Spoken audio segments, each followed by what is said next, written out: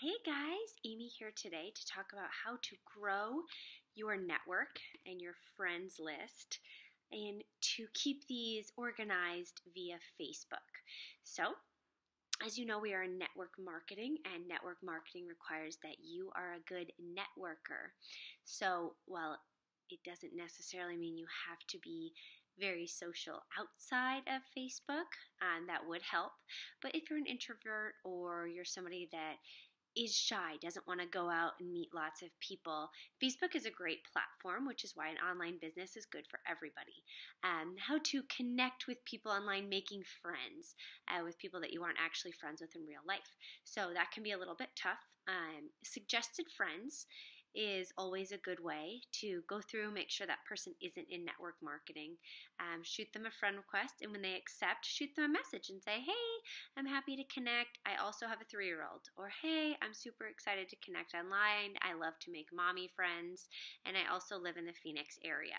Shooting them a relationship message and then building up a friendship with them online is crucial, as opposed to, hey, thanks for adding me as a friend. Do you see I sell makeup? Not acceptable. We are in the relationship building business, and if you have been networking your whole life and you're an extrovert and you're in all of these different groups outside of Facebook and you're popular and you're friendly, then you're going to do great at this right off the bat.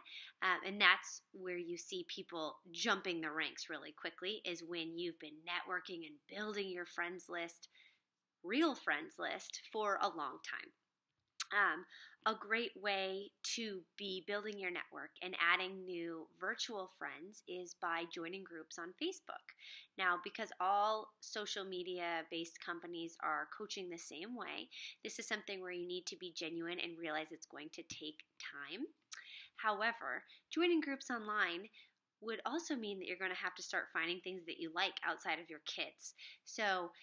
Or finding things that your kids liked. So for instance, when my daughters were a little younger, they loved Shopkins. So I found a group called Shopkin Moms, and I would share pictures of the necklaces that I had made and their Shopkins birthday party, share the shops where I got it, find women in there that had girls the same age as me. So I built relationships with women that way in that group.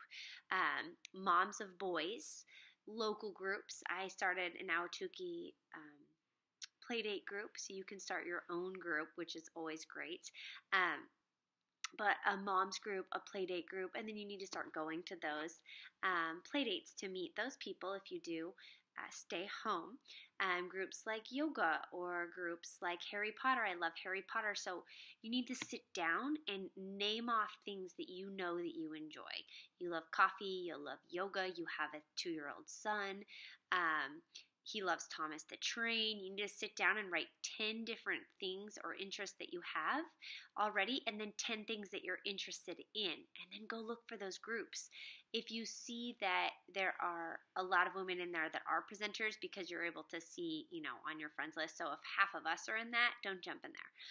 They've probably been over-networked. Creating your own new groups. So like I said, I created an Ahwatukee Playdate group, and so I have it set where I have to request them in. So just today, someone requested in. I sent her a friend request before I accepted her in, and then after I accepted her in, I shot her a message. I said, hey Brittany, my name's Amy, and I run the Ahwatukee Playdate Moms group. How old are your children? Okay, she's going to answer that. I just accepted her into my Playdates group. That's a new friend that can come to the Playdates. That's a new person that's a friend online. And she's not going to ignore me because she just requested into my group. So I also do something through the school, not through the school, but with the school. I opened a page for the grades of my children. So I have a St. John Bosco 3rd grade moms page, a St. John Bosco 1st grade moms page, and then a pre-K 3s group. So I'll post class pictures and updates and say, I'm signing my daughter up for basketball next season if anyone wants to join. I'll collect money for the class presents. I will share, there's a Valentine's Day dance coming up. I was in charge of pajama jingles, so I'll post in there often. And I'll add all the new moms. In order to add someone to a group, you have to be friends with them. So I went through and found all of the people in each grade. I sent them a message, said, hey, it's Amy, it's Olivia's mom, and I run the 3rd grade page on Facebook. Can I add you? Okay, so now I have a message thread. They know who I am. I'm constantly posting in there, and I'm building relationships that way.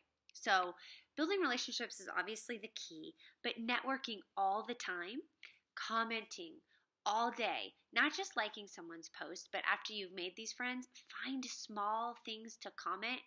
And after you've commented 5 times, figure out what to send in a message. And that's how you build your circle. I don't reach out to someone about my business until they liked a post. And then I will message them and say, thank you so much for supporting my business by liking my post. And that should get you into the business talk, especially if you're doing the selling by holding up one product and saying, this is Spry liquid lipstick, who needs to add this to their beauty arsenal, and they like that post, then you can bring up Spry. But thanking them for their support just for liking or commenting is always a great way to start building those relationships. So a new way that I have found to, instead of writing down all my potentials, is if you go to the left side of your screen on your desktop, when you sign into Facebook, there's a little spot and it says friend lists. So click friend lists and then create a new one. So I have 3 different ones I've created: my downline, potential team members, and then customers. So every time I get a new customer, I add them to my customer feed. Every time I see a new person post a selfie, talk about how expensive dance is getting, they're pregnant, or they say they hate Mondays, they wish they're looking for a new job, they need extra money. What I'll do is I'll screenshot their profile on my cell phone, and then when I get home, I'll log onto my desktop and I'll add them to my potentials. And every single morning while I have my coffee, I will go to friends list on my computer and I will click potential team members and I will scroll and I will like and comment on every single person's thing that morning. I keep them in my newsfeed as well, but that's how I can tell how many. So after about a week of doing that, I will find a way to message all of those people. I've actually messaged a lot of them, congratulating them on their pregnancy, telling them how gorgeous their new profile picture is, something of that nature to build a relationship. But if I feel like I haven't found anything to connect with yet, I haven't sent them a message. I just want to make sure that I am not cold messaging them about my business without liking or commenting or building a relationship first. So that's how I've been staying organized, and it's been working a lot better for me than going back to my list. Especially if you do have a daily task list, comment on 10 people's posts, add 5 new friends, which can be tough. I get defriended a lot, you guys. A lot of people remove me as friends. And that's okay because I didn't know who they were in the first place. That's why you need to find a way to connect immediately so people aren't unfriending you. And you don't even know. Maybe they're unfriending you because their sister sells Younique, or they used to sell Younique, or something, okay? They didn't like something you posted. A whole different topic, but make sure what you're posting is clean. No swear words, no bashing your ex, no talking bad about your friends, no politics, nothing like that, because that's the best way in the world to be a bad networker. You also don't want to be posting buy here with your link. You want to be going live. You want to be showing selfies. You want to be showing looks. You want to be being vulnerable and typing up things that people can relate to. Keeping your business page 80-20 while you're networking and building relationships is very key. 80% personal and 20% business, and that business cannot be graphics. So keep on networking. If you can get out into the real world and, friend everybody on your kids' soccer team, on your dance club, everybody in your office. If you do work outside the home and don't have time to do all of these groups on Facebook because your husband wants attention after work, or you need to pay attention to your children and help with homework and bath and bed, and then you fall asleep too, you need to be going out into the world and making actual friends. So training yourself to jump out of your shell and out of your comfort zone. You're not going to get anywhere if you stay in your comfort zone and aren't building those friends and building those relationships. And it's a constant time cruncher. You got to get find that time to do these activities every single day and be consistent. You'll find that people aren't going to purchase from you until they've seen 16 to 20 of your posts. They're not even going to like one of them until they've seen 16 to 20 of your posts. So if you're going to quit within those 20 posts, then that person, you're never going to get a sale. So consistently adding to your friends lists and making sure you are commenting every single day on those potentials or those potential customers until they become customers, and thus can go into your customer list. So that is my take on growing your circle, growing your network. If you've been in the world and have a great network and have tons of people, that's how you're going to get started. So as you're looking for potentials, write down the 5 most influential women that you know, that were the most outgoing in college, the girl that everyone loved in high school, that has 3,000 Facebook friends, that's online all the time, your top 5 potential women that are the most influential, and work hard to get those women either on your team or give them a product. I would recommend giving them an Epic mascara and asking them to post a selfie for you.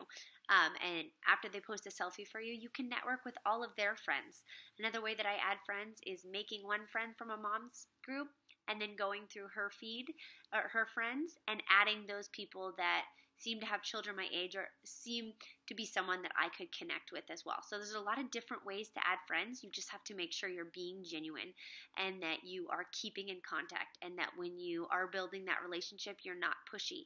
A lot of times I have to have playdates 5 to 6 times before someone asks me about Younique, because there are bad direct sales reps out there, and there are millions of direct sales reps out there. So you need to be you, you need to do you, but you also need to every single day be thinking outside of the box. What makes you unique, and why should people choose to purchase from you? Thanks so much, guys.